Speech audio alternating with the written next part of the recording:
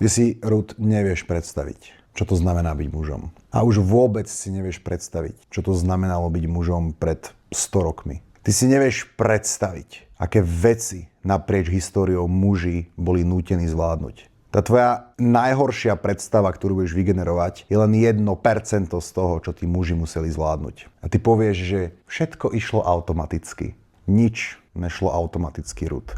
Byť mužom naprieč históriou ľudstva bolo ako kráčať holý v -10 cez rieku proti prúdu, bosý po ostrých kameňoch a za sebou ešte ťahať ťažký náklad na lodi. To je metafora, čo to bolo byť muž. Všetko, čo kedy muži dokázali, vymysleli a spravili, bolo extrémne proti prúdu.